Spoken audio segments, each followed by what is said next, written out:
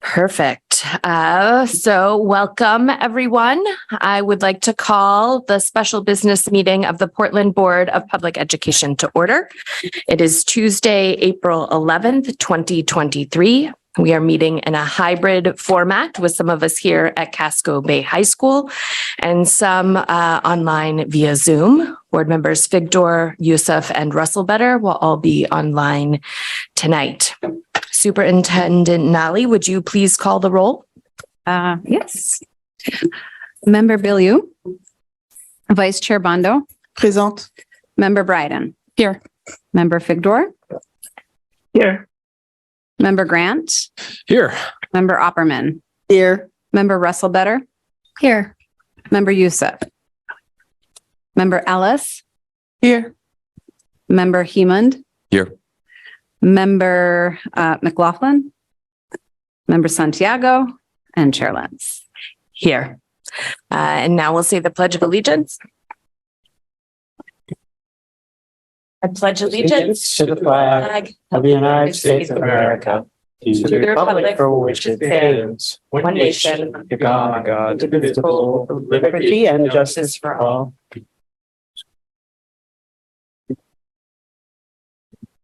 Portland Public Schools recognizes the original inhabitants of the land on which our city and schools stand. The Wolastoqiyik, or Maliseet, Micmac, Penobscot, and Passamaquoddy tribes, known collectively as the Wabanaki Confederacy, or People of the Dawnland.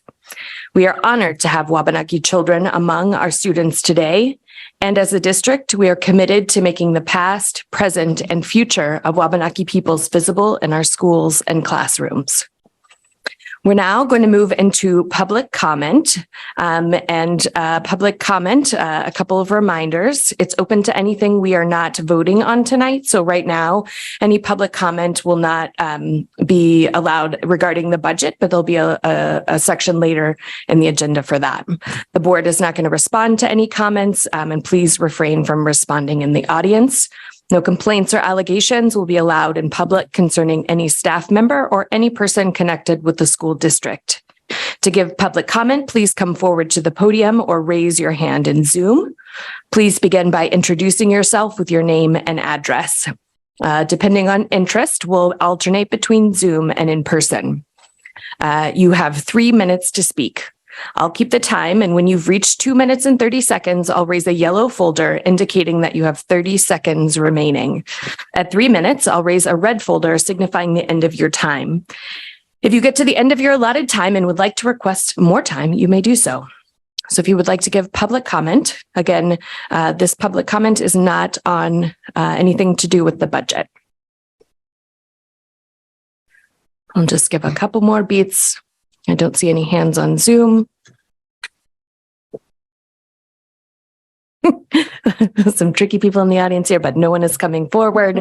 Okay, so I'm going to go ahead and close public comment and move into my remarks. So this week, the board and superintendent search committee started to interview potential candidates.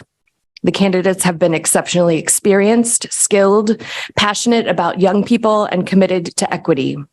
Additionally, every single candidate we've spoken to has mentioned how excited they are about what's happening in our district.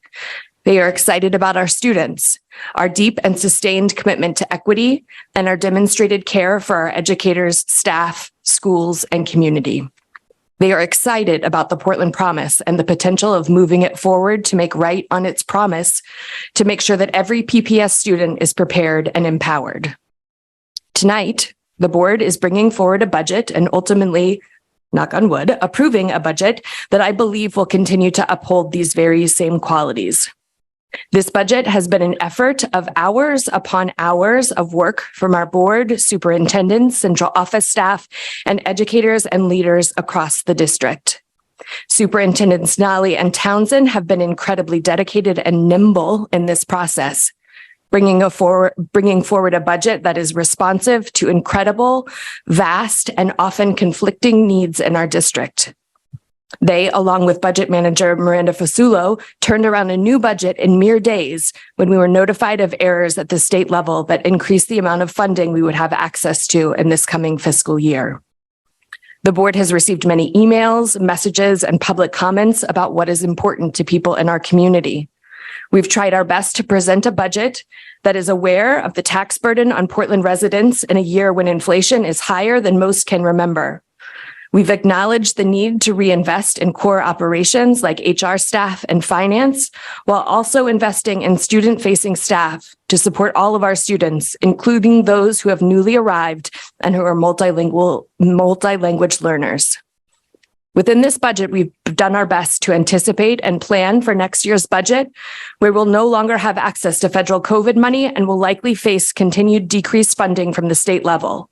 I say these things because this budget process has been incredibly challenging, and whatever the result is will not be ideal, but I do feel confident that it will be the best we can do given these current circumstances. With that, I'd like to turn this over to the superintendents who can provide additional context for tonight. Thank you.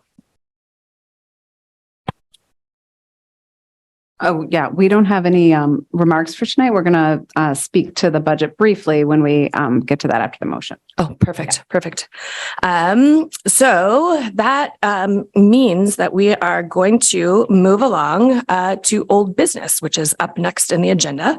And our old business tonight, which I think is a funny title for what we're doing because it's not old business. Anyway, is the consideration and action to recommend the proposed fiscal year 24 budget to council for approval.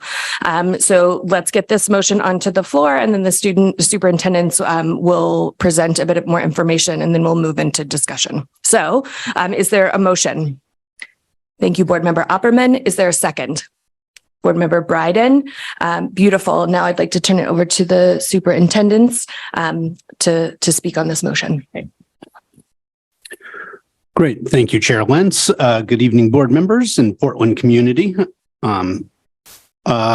So we hope tonight to just speak briefly to summarize the budget that's in front of you for consideration and action this evening. As you know, we've stepped through a handful of changes through our process as we've engaged with each other, as we've gotten new information from the state and had dialogue with our, with our colleagues at the City Council. So what we'll do briefly is, again, summarize our priorities as we approach this budget and the strategy to manage the resources that we have available to us. I'll do a quick summary of both our local and remaining COVID dollars and how we are intending to use them. And then I'll turn it over to Superintendent Nally to talk through the investment detail so that it's clear what is in the proposed budget for consideration tonight for further public comment and board discussion and ultimately action. So as you know, and as we've said throughout our process, we've been guided by three core priorities as we've approached this budget process. One is maintaining our commitment to our Portland Promise goals, so that of achievement inequity, whole student inequity, and people inequity. So that's continued to drive our thinking as we've thought about how to manage the resources available to continue to advance that work.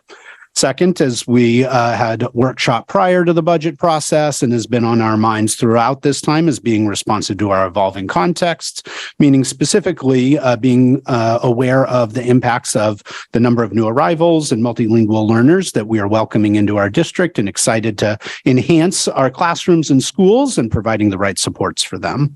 And then lastly, thinking mindfully about the operational needs that we have and ensuring that we're making appropriate investments to be able to have a solid foundation for our district so our employees can all focus on the core work they do best of serving our students and families. To accomplish these priorities, we've been guided by some of these tenets in terms of our strategy, which is one, trying to preserve core programming that's aligned to our priorities, with the kind of our current fiscal environment and future, looking to minimize initially new investments. Leveraging our reserves to mitigate ongoing debt service obligations for the renovations of our 4 elementary schools. Continuing to utilize in our last year, the ESSER COVID funds, so the federal funds that we've had in response to the pandemic to support our recovery efforts around mental and behavioral health and learning acceleration. Lastly, we've considered and made adjustments throughout the process to some reductions from both our local and our SRF budgets, with the recognition that that we just don't have the resources to do all the work that we feel and our team feels like is needed on behalf of our students. And then lastly, we've been engaged in this work thinking about fiscal year 2024, but mindful of fiscal year 2025, when we'll no longer have access to the federal funds, and continue to face ongoing pressures from the state in response to our rising valuations. As we're all familiar now, we got welcome news a couple weeks ago of an error in the state calculation of the EPS formula that resulted in an increase of state subsidy for Portland Public Schools. So just a reminder, once we got that revision, our approach has been to revise and reduce the tax rate increase. So from our original proposed budget, moving from 7%, reducing that down to 6%. We restored some of the core services, explicitly the community coordinators that had been in our initial budget that were cut. And then we moved core services back into local that had been there historically that we had initially proposed to continue to be funded through our ESSER funds for one more year. And then lastly, with those newly available ESSER funds, we identified a few additional key strategic investments aligned to our priorities to advance in the coming year. So where that all leaves us in terms of the budget in front of you tonight is a proposal of a budget that's been passed by our finance committee and had first read last week. That's in sum $143.9 million, which reflects over an 8% increase in expenditures from last year, and nets out as an impact of an increase of currently 6.1% on the school tax rate. As you can see in this chart, compared to fiscal year 2023, the year we're in currently, you can see some slight increases in terms of salaries and benefits, but significant increases in terms of debt service and the all other category, which in large part is driven by a few key cost drivers, including our special ed out of district costs and transportation, and the purchase of some additional buses for our transportation fleet that's reimbursed by some of our state revenue, and some one-time purchases around technology. On the revenue side, you see a slight increase in our non-tax revenue, which largely has to do with the changes in the EPS allocation that we're receiving. You can see an increase in our fund balance use, a substantial increase as we seek to mitigate the impacts of the rising debt service costs that we experienced this year and project for the next couple years. And then lastly, you see the increases in the property tax levy, which in this version that's in front of you tonight is reduced slightly from our original recommended proposal, when it was, above 7% at that time.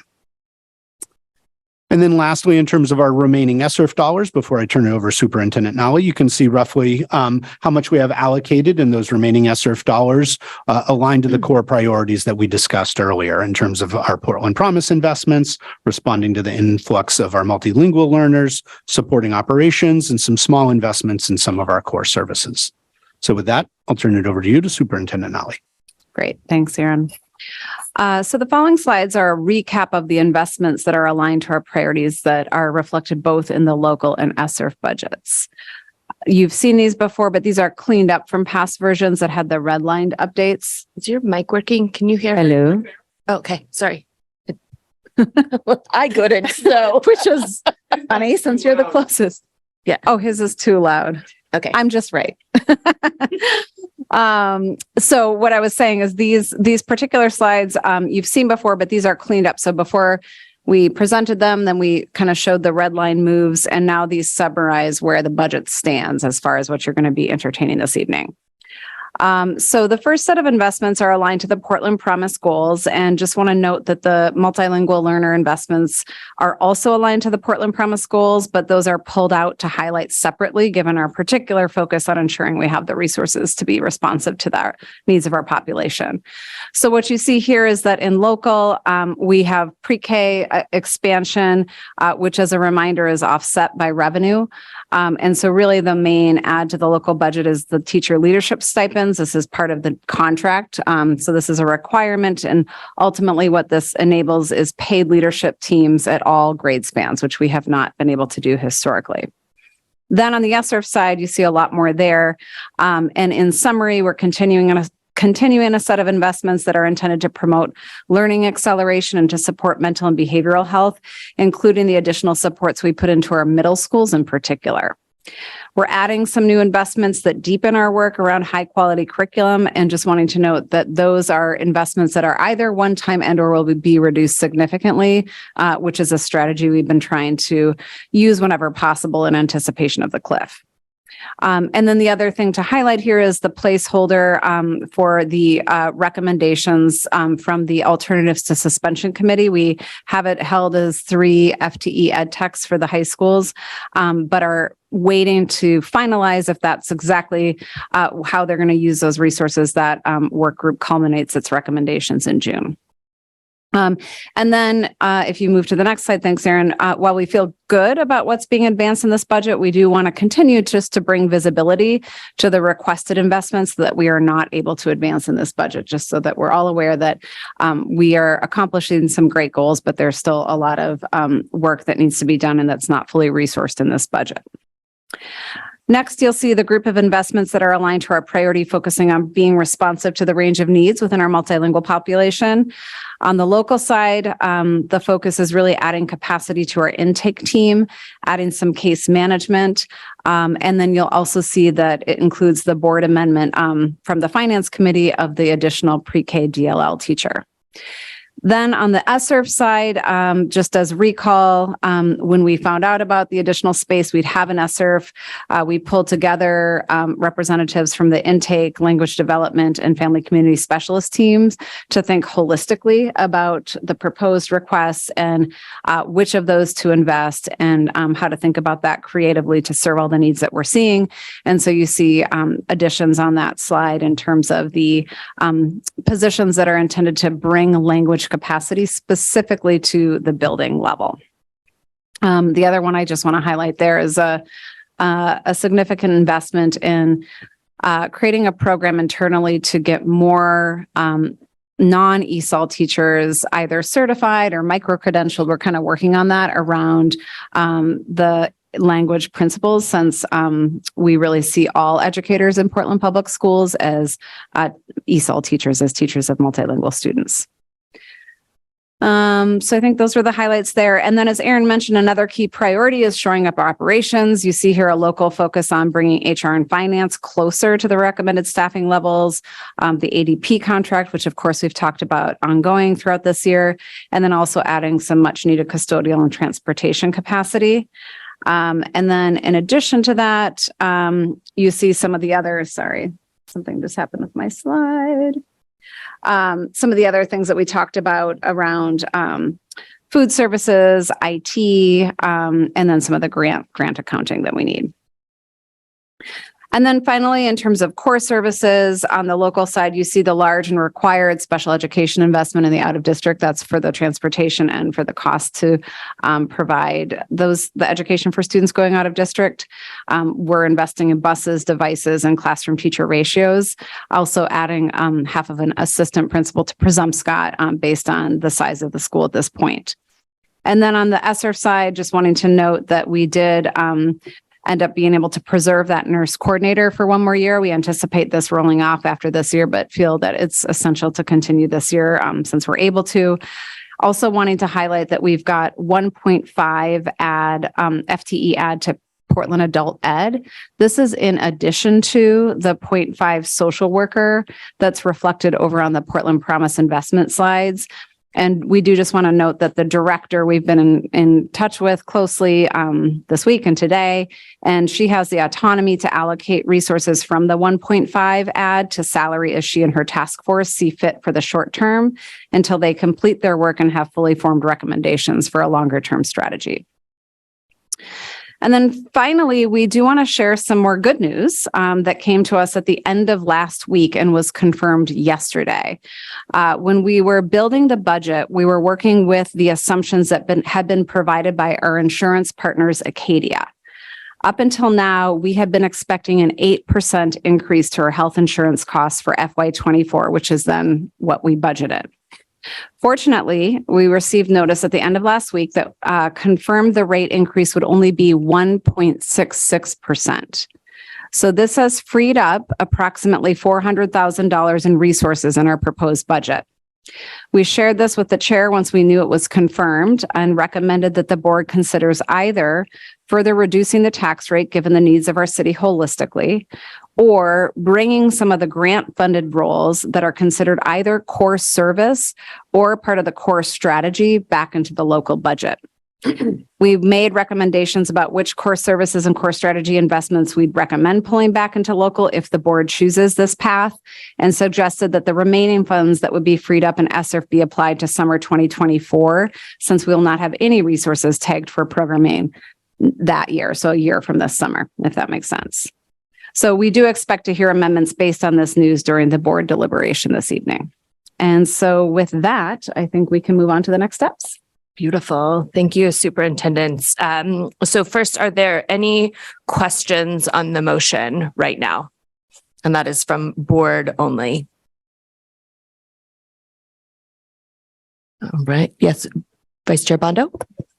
I don't know if this is the time. I just want to go back on some of the cuts. Can I go with those? This is the time, or maybe just about the motion? Intention to understand the cuts or to make a change?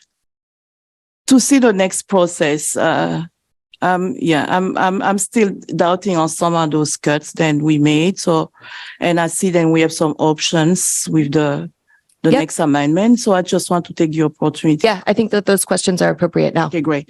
So I'm really in favor on the multilingual learners, then those increase on the intake and language access coordinator because of the enrollment increase and the number of the newcomers. And when I see what's happening in Expo right now, so I look at those two schools, can be really hard. It's going to be Rocky and East End. So when I see, then we still have that cut of 2 teachers and East End school. So I'm still wonder what we have as a process for in case we have the enrollment increase on that specific school.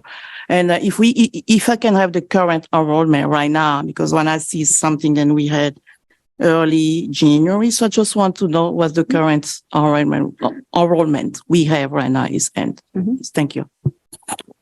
It'll take me just a moment to get the East End enrollment, but I can look that up in just a second. But just a reminder that with the revised budget that the Finance Committee approved, we did approve those 4 additional elementary classroom FTE with one that we expect. And I know actually for Reiki, will be one that we add back to Reiki. And then similarly, we intend and expect one of those FTE to go back to East End School. So, just, in monitoring the enrollments, knowing the potential pressure there. I'll also say, we've worked, with our transportation team to continue even this spring to, continue to enroll students, not just at, certainly Reiki has been at capacity and East End is close, but to continue enrollments at some of our other McKinney-Vento receiving schools, including Ocean Ave, Longfellow. And we are close. So hopefully after spring break, we'll be able to direct some enrollments to Talbot as well. So just to clarify, we are seeking to enrich all of our schools with these new students. Yeah. So I just getting some clarification. And so when we approve that budget today, so those positions will be gone, right? So that means the money, that overall of the money will be allocated for different places. So I just wonder if we need to add some more position later on. So why are we getting the funding? Do you want to talk about the typical process too? Okay. Well, one, again, we are intending again, that as part of tonight that we are adding back those 4 FTE and ESSERF. So that is part of tonight's process. Yep. Right? Okay. Yep. And just to Superintendent Nolly's point, because we drive our staffing based on enrollment, throughout the year, we monitor enrollments. And part of what is annually reflected in the budget book is that there are instances when there are post-budget adds in terms of based on enrollment. So you can see some of those that are reflected actually in the budget book from this past year, where after the approved budget, enrollment warranted additional classroom adds, and we added those positions. And those are then incorporated into the budget as we prepare the following year's fiscal year budget. So, kind of 2 answers. One, there are resources allocated in ESSERF that are part of tonight's, what's under consideration tonight, right, for approval, that would support staffing now, right, for those schools. And we have a methodology throughout the year to be able to incorporate additional staffing as needed based on enrollment. And it gets incorporated into the budget moving forward because those students thus ultimately are in our schools as of the October 1st count, which drives, the following year's EPS formula. Okay, great. Thank you. And we still don't have any update for the Title one? What'd you say? You mean like what we're getting? Yes. No. And Gail, I know you're out there somewhere. Will you just text me the date? Because I think we now know the date it's coming in. So East End is still included, right? And I think six our schools, they are all As a elementary Title school? One? Yes. Yeah. They're all elementary. Yep. Okay. Yeah. All right. Thank you, Chair. Thank you. Thank you, Vice Chair Bondo. Any other questions? Yes, Board Member Bryden. Thank you, Chair. I have a follow-up question to that conversation, specifically around the eventuality of a classroom teacher being added in the middle of the year to keep up with enrollments. I'm curious if you could talk a little bit more about where that money would come from. Like if it's not in this budget, where does that, for example, $70,000, like where does that come from? Director of Budget, Miranda Fasula, will help clarify. Well, typically it comes from other vacancy savings, but it's something that's managed throughout the course of the year. So if we have a lot of ads, then, we would need to be obviously monitoring our vacancy savings and not adding other things over the course of the year. So it's an ongoing, the budget is something we develop now and then manage over the course of the actual So there's some level of fluidity. And yeah. I mean, we budget full salaries. Yeah. No, there's no way that every single position district-wide is filled for the entire duration of the whole year. So it's kind of, rather than building in a large contingency, it's sort of, something that is managed on a rolling basis by monitoring over the course of the year. Thank you. That's really helpful.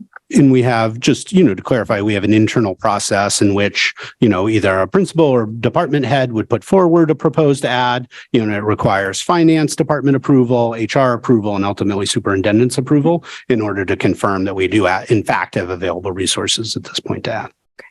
Thank you. Thank you, Chair. I have an answer to Vice Chair Bondo's question pertaining to Title I, and it is April 13th, a couple days from today. Thank you. Beautiful. I see a question from Board Member Figdor.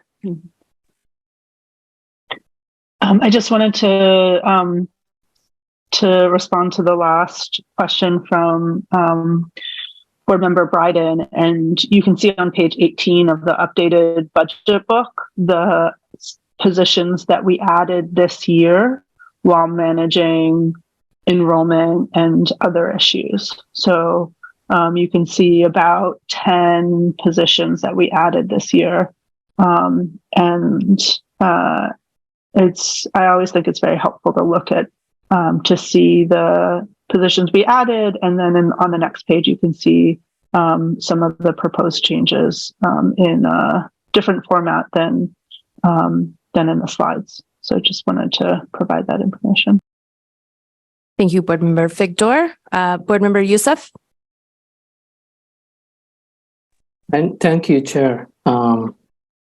Thank you, Superintendent, for explaining the budget. And I have a quick question about the 1.5 FTE teacher to PAE. Is it something that the administration is comfortable, or we may add more to be part of the responsive to the evolving context that the school is also seeing? Thank you. Yep. Yeah. I spoke with Director Yamamoto this morning. And yes, she is comfortable and clear that, the allocation of this resource could be used flexibly to address some of the hourly staffing needs or compensation needs that have emerged. Just for a little bit of context, when we began the budget process, right, we solicited from all departments, all schools, right, proposed ads. And that point was, not marked local or, or grant funded, and generally is oriented towards proposed local ads. And so they had, a set of initial proposed ads, right, to be able to move some of their existing funded teachers, right, who are supported by grant funds into the local budget. And so they had, reflected those ads in additional to the social worker, right? So those are ongoing positions, that they will not lose, that those are folks that will continue to move forward. Given that these are ESSER funds, so thus one more year, right, understands the flexibility to be able to utilize them for the coming year as a short-term, way to address some of the hourly compensation issues, right, while the task force continues its work and we're able to engage in a deliberative process to think about systematically how we'll address those needs. Thank you so much. That's really very thoughtful and very helpful to the PEA. So thank you, Superintendent. Thank you, Board Member Youssef. Any other questions from the board? All right, seeing none, then I'm going to move to public comment for the fiscal year 24 budget. Anybody in the room would like to come forward? And if you're on Zoom and would like to speak, please put your hand up and I'll call you and we'll alternate back and forth. Go ahead. Stephen Shaw for Brackett Street in Portland. You've had some opportunities to provide the taxpayers with relief, and you've given them just under $1 million in relief based on your original plan. I would encourage you to look at providing more relief, specifically the $400,000 that you're looking at of insurance savings. I really wish you didn't know about that tonight. I wish the information had come about a week later, and you wouldn't have been able to deal with it. You would have just become part of your surplus, basically. Now you could then use it for your vacancy, slush fund, but that be that as it may. I would encourage you to designate that to go back to the taxpayers. You have your resources you need to manage the school department at this point in this budget. And I want to speak to just one other thing. The school system could have about another $40 million in resources if you would only advocate for a fair funding formula. A fair funding formula on the state level is a formula that funds schools strictly based on the number of students that school serves. This concept that we build into it on a state level, the evaluation, is just ludicrous and should be defeated by electing other people who will support a fair funding formula. But this school district and the people who live in the city of Portland refuse to elect people who will support a fair funding formula. It's a very simple thing. You just base it on the number of students. We would be getting about $60 million instead of $19 million, whatever number is. So just want to encourage you to think about that as you go forward, and the opportunity to really have the correct funding for the schools in the city of Portland. Thank you. Thank you for your comment. Any other public comment?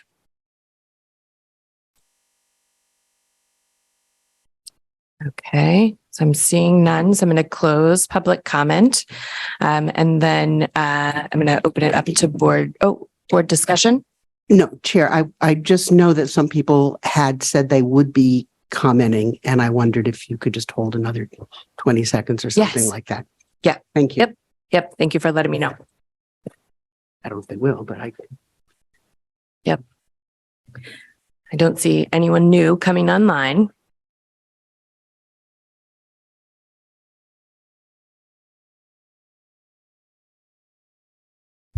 Thank you, Chair.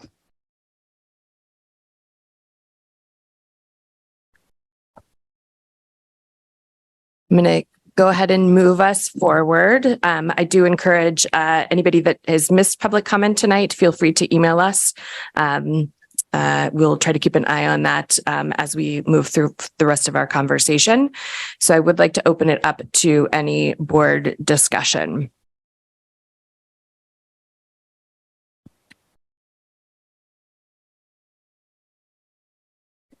Yep, Board Member Figdor.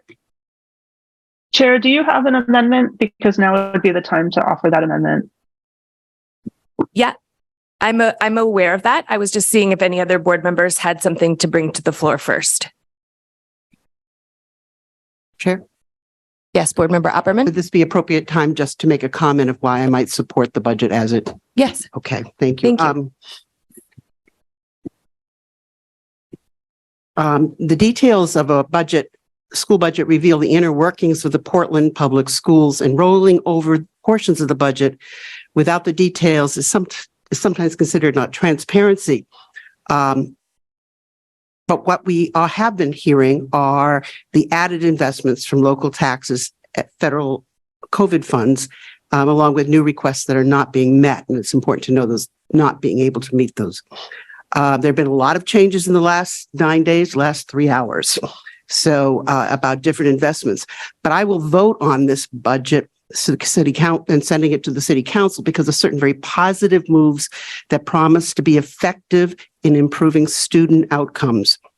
These moves improve the educational experience of Portland Public School students by supporting educated, trained, experienced professionals, that is the teachers. First of all, one that the co-superintendents mentioned, it's been clear that there is funding within the budget to increase preparation time for Portland adult education hourly teachers. Many adult ed students are new Mainers who are the older siblings and parents of the K-12 new Mainers. Providing improved adult learning will support the younger students' learning outcomes. Some Portland adult ed students, in fact, were in the K-12 district programs, but lacked the basic skills, and therefore they are now in PAE to continue their education. The second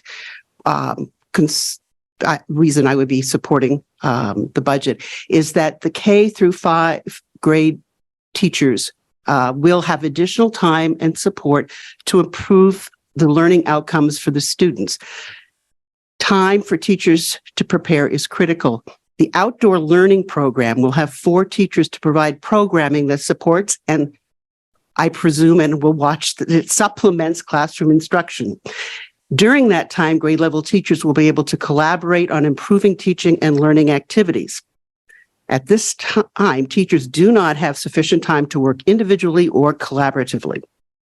And the third, Portland Public Schools need a strong, capable cohort of volunteers to help meet the student needs, and it will be even more so in the future. Students benefit from individualized instruction and mentoring. Well-trained volunteers can augment the teaching workforce and improve student outcomes.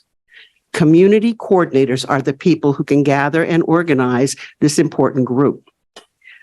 So as we move into the next year, I will be looking for evidence of success because of these new investments. Every school year is critical to students. They cannot wait. And I hope I continue to scrutinize, and I hope everyone else does as well. Thank you.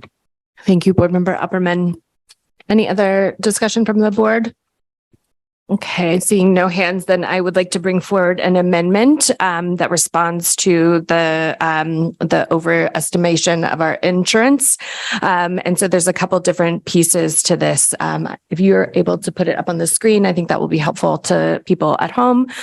So there are a portion, I'm recommending that we use a portion of this money to bring the tax rate back down to 6%. This would offset the investment in the DLL pre-K teacher that we made in the Finance Committee, with the remaining funds to move some of our positions that are in ESSERF currently into the local budget to make them more sustainable over time.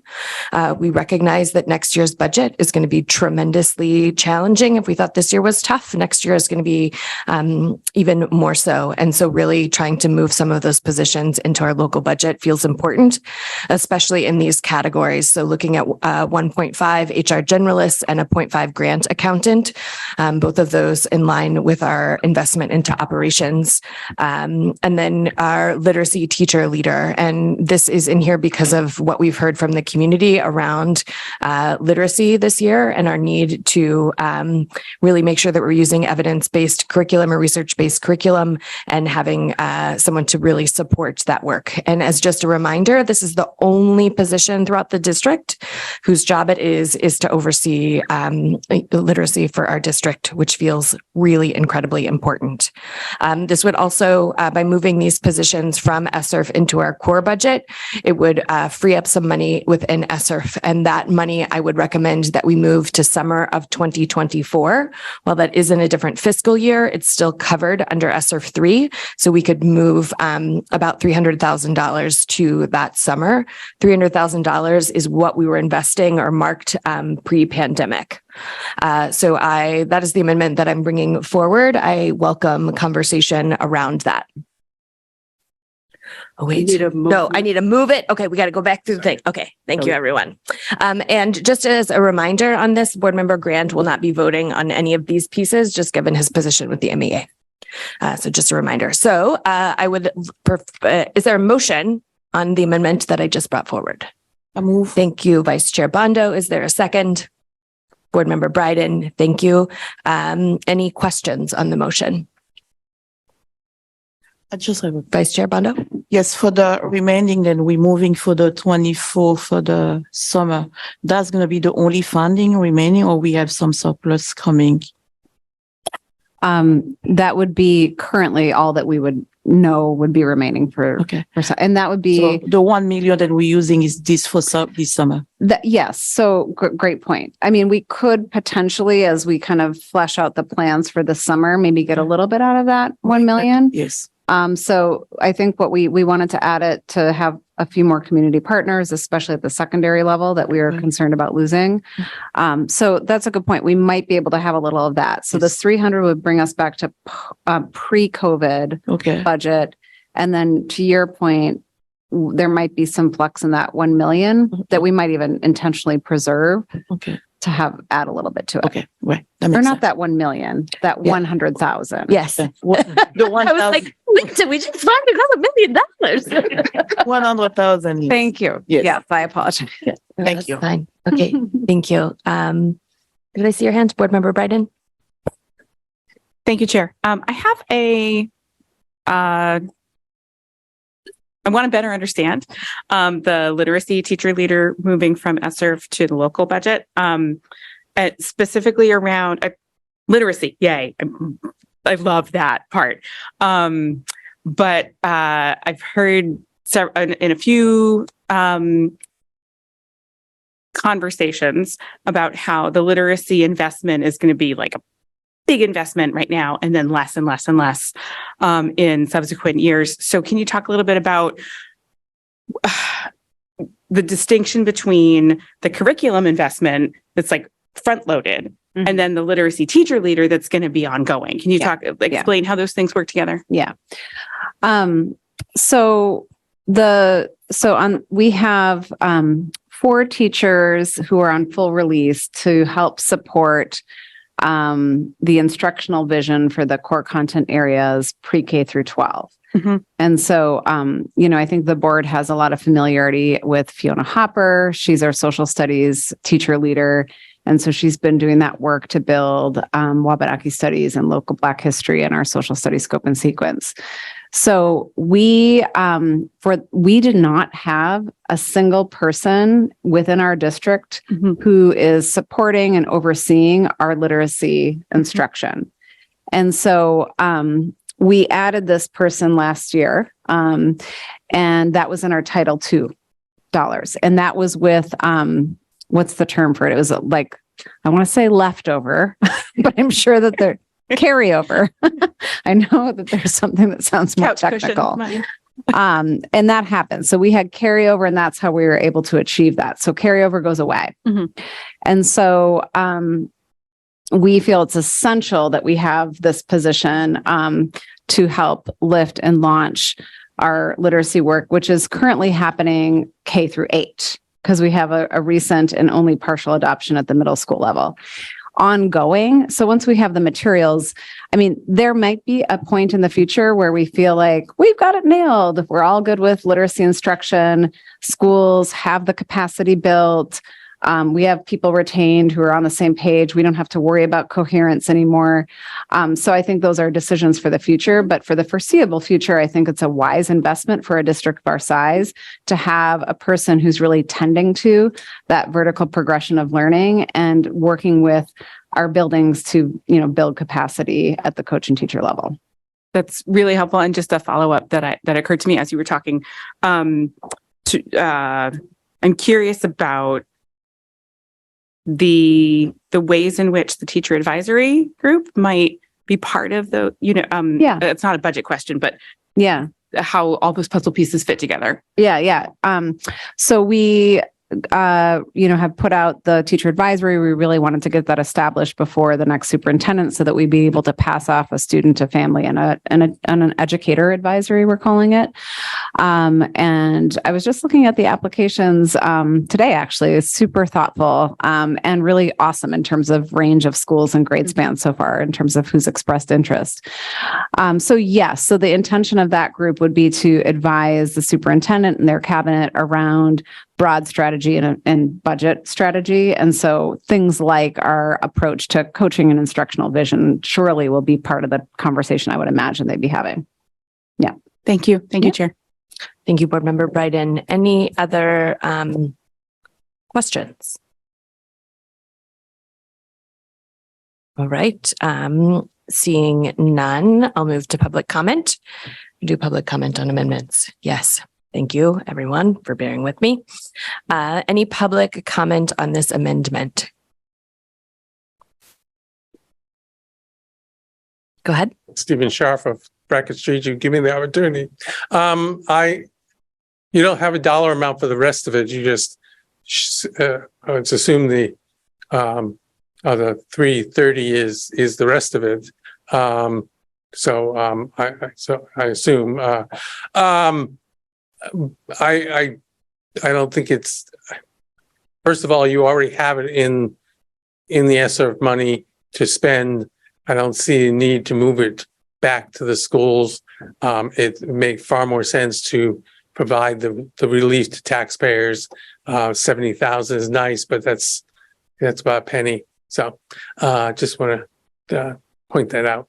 And the question is, next year, where's the money going to come to pay for these three positions? So 3 positions at 330,000 sounds pretty high. Am I doing the math right? Okay, I was just doing the math in my head as I was talking. So I'm not sure why that's so high. 330, that's 110 per position. That doesn't make much sense. So if we can have an explanation of that. Thank you. Yeah. Any other public comment? Okay. Seeing none, any board discussion? Board Member Bryden? Thank you, Chair. Can I get a piece of clarification that I think I know the answer to this, but for the 3 positions, is that salary and benefits? Thank you. Thank you. Representative Heeman? Similar. Oh, can you pull your microphone down? Sorry. Yeah. Similar question, but I'm just looking over this. So the total is 470 to bring down the tax rate. And then I'm seeing for the summer 2024, 300,000. Yeah. So what happens is as we move these positions out of ESSER funding and into the local budget, that frees up the $300,000 ish to then be able to put into the summer. Understood. Yeah. No, it's All right, thank you. great question. Any other board discussion? All right, then. Seeing none, I think we're going to go ahead and move to a vote on this amendment. So Superintendent Nally, will you please call the roll? Yeah. Member Billiou. Yes. Vice Chair Bondo. Yes. Member Bryden. Yes. Member Figdor. Yes. Member Grant. Abstain. Member Opperman. Yes. Member Russellbetter, Yes. Member Youssef, Yes. Member Ellis, Yes. Member Hemond, Yes. Chair Lentz. Yes. So that amendment is going to pass unanimously with the students voting with the majority or with the rest of the board. Okay. So that amendment passed. Is there any other board discussion? So now the budget, the fiscal year 24 budget is now There's a hand in inclusive. Zoom. What was that? There's a hand up in Zoom. Oh, thank you very much. Is inclusive of that amendment. Board Member Figdor, please go ahead. Yes, thank you, Chair. I'll be supporting this budget this evening. I want to just acknowledge the tremendous work that our staff have done, led by the co-interim superintendents and our budget director, Masulo, and just really appreciate the work, including as the situation changed 2 major times. So just really appreciating the hard work to get this budget to this point.